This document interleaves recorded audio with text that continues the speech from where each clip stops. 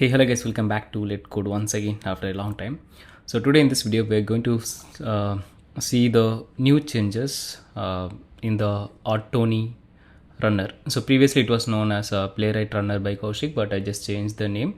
So now it's just a Ortoni Runner. So how to install it and what is the usage of it, let's see in detail. So first of all, you can go to your any of the Playwright project, whatever you have, and then go to the extensions and search for Ortoni, or maybe you can search for Playwright as well, I guess. Yeah, if you search for Playwright also, you can see my name. So basically it's a Ortoni Runner. Instead of Playwright, you can just go and search for Ortoni. So that will give you only one result. And the latest version is 2.0.7. So it was updated yesterday or day before yesterday, I guess. Okay, so now it has some of the cool features. So let's get started to learn how to use it. So it's similar to your Playwright Test Runner, but in Playwright Test Runner it has a lot of things which sometimes I don't like lot of things are there. I would just want a simple VS Code extension that can execute my test based on the configuration I'm going to pass. Okay, so just click on the install and it will take a milliseconds. So now here you can see we have this LetCode Ortoni Runner, Playwright Test Runner, right? So if you click on that, first of all you have two sections now. One is the environment selector and another one is the test list. Okay, and here no environment. So if you just want to run your test without any environment, you can go to your test file, any of the test file, and make sure in your Playwright config file you have this test directory where your actual tests are mentioned. Okay, now let's go to any of our test file. Yeah, the point I want to mention here is in the test directory you should give your test directory, the actual directory wherever your test is there. Then you can go to any of the test file.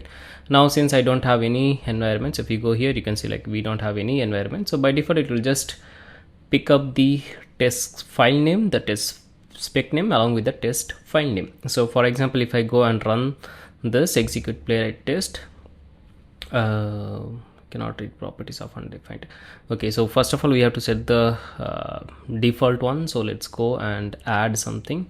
Let's say we don't have any environment, let's give it blank, and this is going to be my default. Okay, now go to the spec file, and if you just go and run any of the test, you can see it's giving the commands npx playwright test, then followed by the spec name and followed by the line number. Okay, and here of course the report is generated.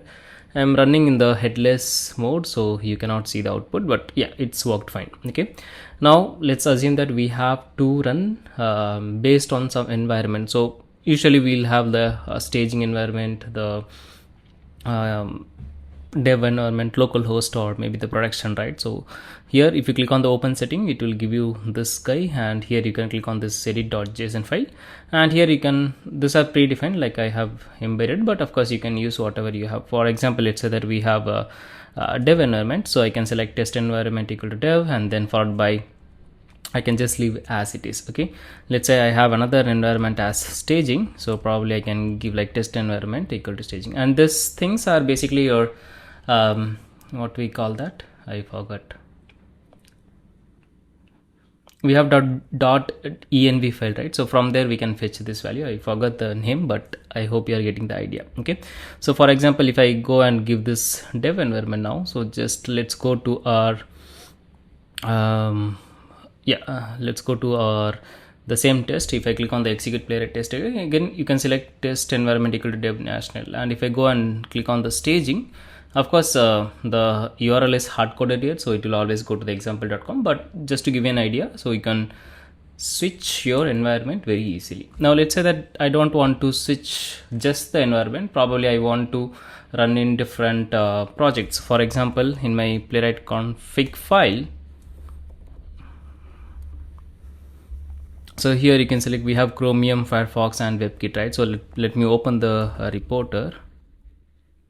So here you can see this is our new reporter, and of course the Chromium, WebKit and Firefox. So it ran in all the projects, but I just wanted to run on maybe Chromium, right? So what can I do? I can simply go to my open settings, and this will bring up to here, and then I can say something let's say I'm going to give it a short alias as Chrome, and then I can simply say, so if you want to run in the default environment, you can just give it will fetch the file name npx playwright test, then followed by the file name and the line number, right? So after that I want to give dash dash project equal to chromium or dash dash headed head, that means it's going to run in headless, right? So I'm going to show you both.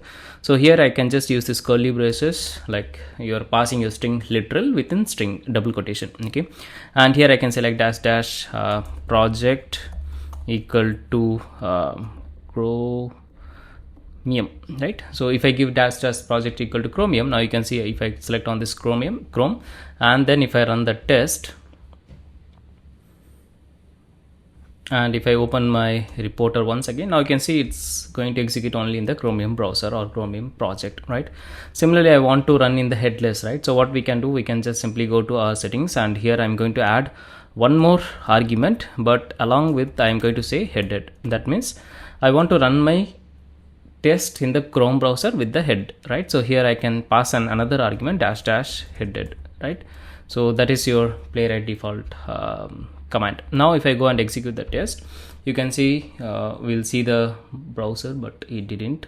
Why it didn't? Dash dash headed is the command. Okay, I have to pass it within the curly braces, sorry for that. So yeah, I have to pass within the curly braces. Now if I go and run my test, now here you can see we will see the Chromium browser, not yet. That's bit of weird. Okay, sorry, I have to set the default as Chrome head. Now if I go and run this, okay, I made 2 mistakes, but I think that's for learning. Yeah, so here we can see the browser opened. Okay, similarly, let's say that I want to run in the development environment but with Chrome and headed. So what we'll do is simply we'll just copy this guy and paste over here, and that's it. So when we run the test now, it's going to run in the dev environment. Along with that, it's going to run in the Chromium browsers and along with the headed mode. Okay, so that's it. It's very simple, right? Now let's say another feature that is newly introduced, so we can add to test. For example, let's say that sometimes like I want to add multiple tests, I just don't want to run only one, probably I will have to add another, right? So here I can say like I can go to this test, I can run this one, and then if you want to select another test, probably you can select here also add to list. So whenever you click on add to list, you have two options now, run list or clear list. And also if you hover here in the test list, you can see the same clear list and run test. Okay, and also not only one file, probably if you want to run in another file also, that is also possible. So here I'm going to say add to list, and from here if I click on run test in list or run list, both are same exactly, so it will run multiple files now. So here you can see like we have multiple browsers now because it's running in parallel. And